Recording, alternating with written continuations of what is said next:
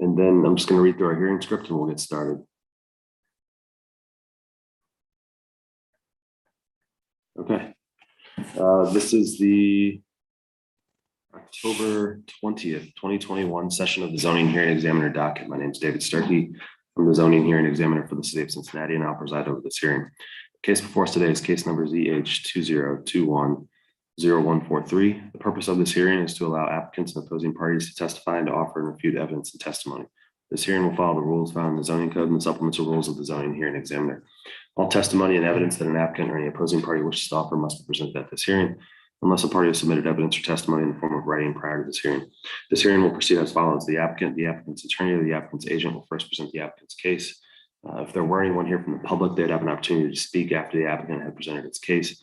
In the event that anyone offers testimony in opposition to this application, the applicant will have an opportunity to rebut that testimony or argument offered in opposition. I'll give Doug Owen, our plans examiner, an opportunity to provide any testimony that you would like.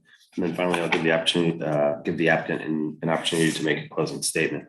After all presentations have been made, I will close the hearing. Decisions may be expected within 2 weeks. I may limit or exclude any testimony that I deem irrelevant or outside the scope of the application being considered. I may interrupt any speaker to ask questions or to make any comments.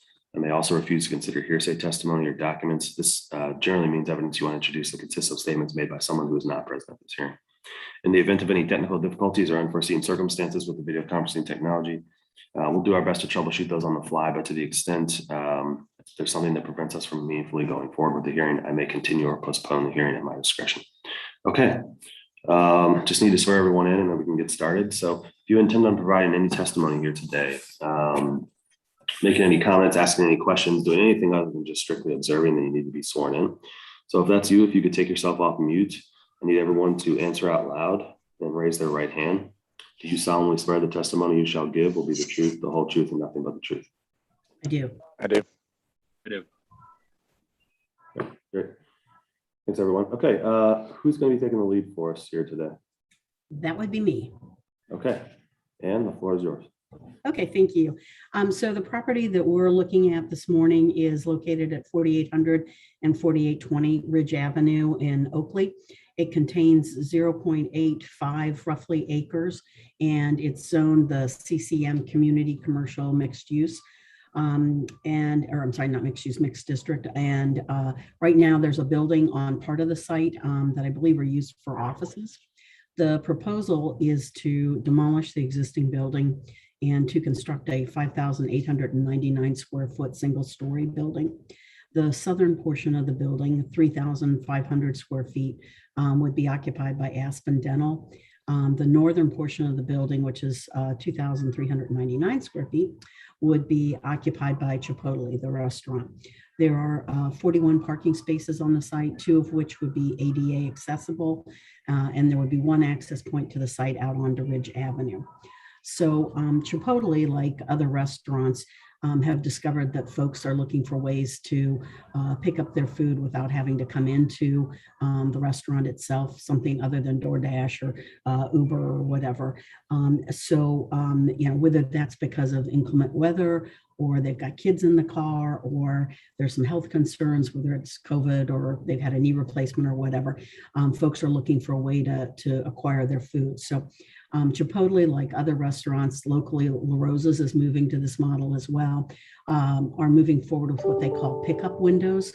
And those are not drive-through windows in the sense that you have to pre-order your food online through their app. You have to pay for the food ahead of time via their app. And then you go to the store and you simply go to the pickup window and give them your name and you get your food.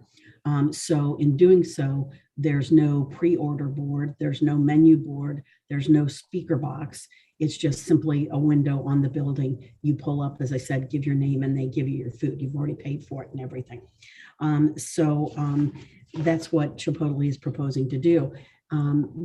Section 1409-13 of the zoning code requires that drive-throughs, because it doesn't specify the difference between drive-through and pickup windows. But drive-through windows in the CCM district must be on the rear, which in this case would be the east elevation of the building.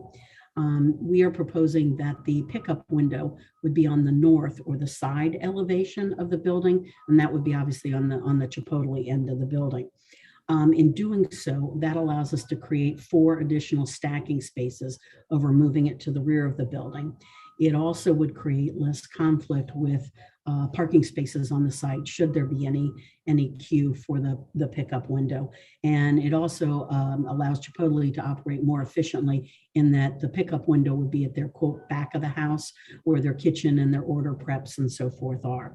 So we are requesting a variance per section 1445.01. And if it's appropriate for the record, I'd like to just run through the standards and so forth relative to requesting that variance. So for the standards of section 1445-15, we believe that there are special circumstances that relate to the request that's before the hearing examiner this morning. As I've indicated, this is not a drive-through window, it is a pickup window only. So in doing so, it would allow for more stacking on the site and less conflict with regards to parking and access on the site, circulation on the site. We will be meeting all of the other provisions of the CCM district. And it really is the most effective way to allow for the redevelopment of the site with a pickup window.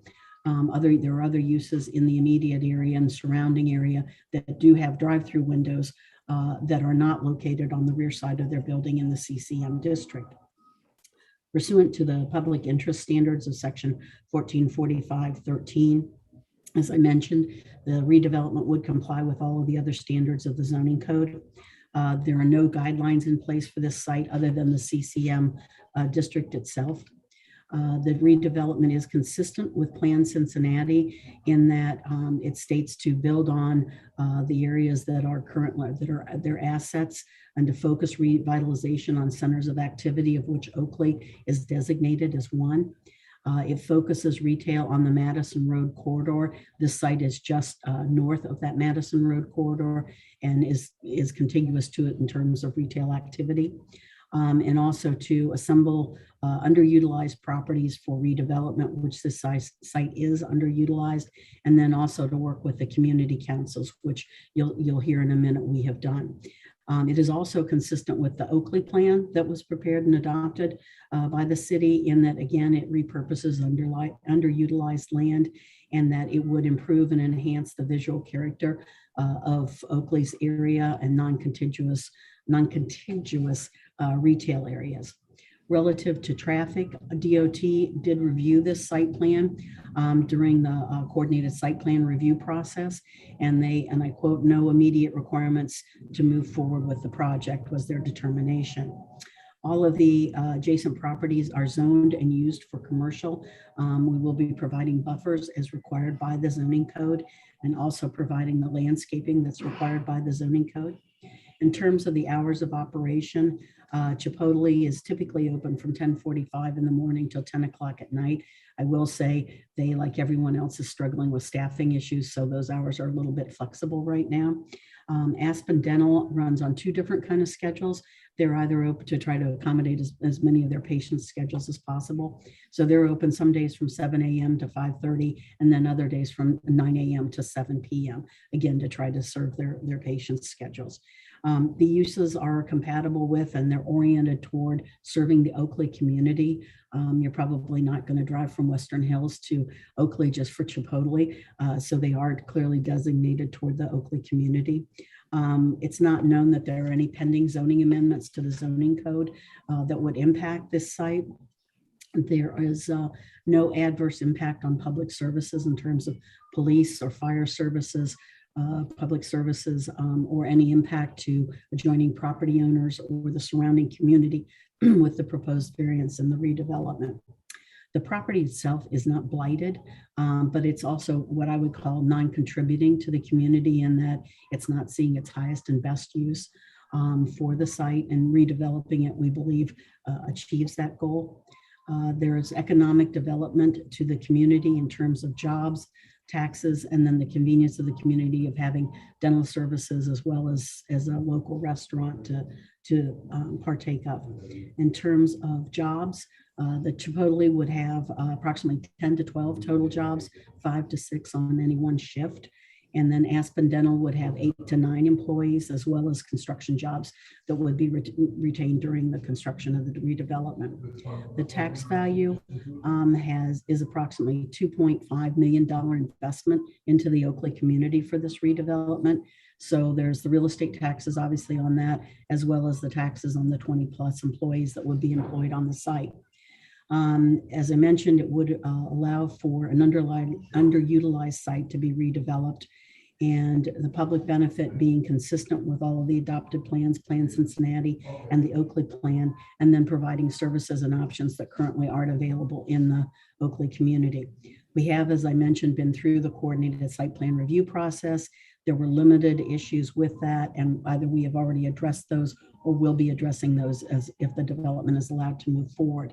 I know that Mr. Owen has prepared a staff report and that there were some recommendations in there with regards to landscaping on the northern property line, and we are certainly open to doing that and agree with those conditions.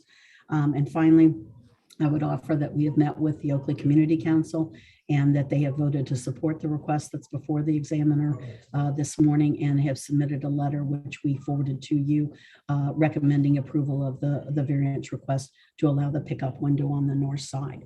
So with all of that, then we are requesting approval of the variance from section 1409-13. Mr. Evans is the civil engineer for the site if you had questions with that, and then Mr. Hall would be the actual developer of the property. Okay, great. Thank you for that presentation. I wanted to clarify a couple things. One, you said that you are not opposed to any of the 3 conditions that are recommended by the zoning staff? Yes, that's correct. Okay, and you said that there are other businesses in this CCM district that have drive-throughs? Yes. Okay. Or I should say, or will have drive-throughs. And I'm thinking back to my Big B Coffee that came through about 4 months ago. I don't think it's necessarily up and running yet, but that would be one that immediately comes to mind. Gotcha. Okay, great. All right, thanks. I think that's all the questions I have for now. Mr. Evans or Mr. Hall, is there anything you wanted to add to that presentation?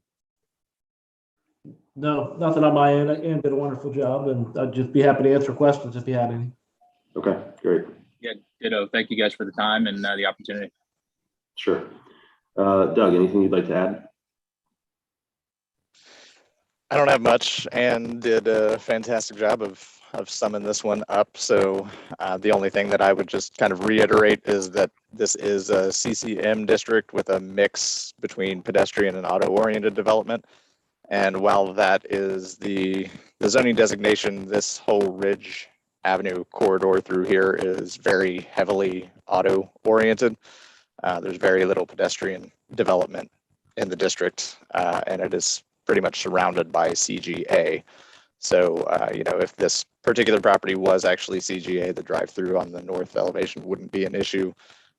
So, considering the context of the area, we don't have any issues having the drive-through on the side, and we do agree that it will help improve with the amount of stacking and the parking layout and things along those lines. So yeah, staff is fully supportive of the request. Okay. Doug, do you have any sense for why drive-throughs are prohibited in CCM? I mean, as you look through the code, there's even pictures of like Taco Bells and Burger Kings, like right beneath the commercial purposes. Do you have any sense for why these are not allowed or why they're discouraged? So I think they want the drive-throughs on the rear of the building to basically kind of mask them in that instance, because this is a mixed zoning district where they're trying to encourage some pedestrian development.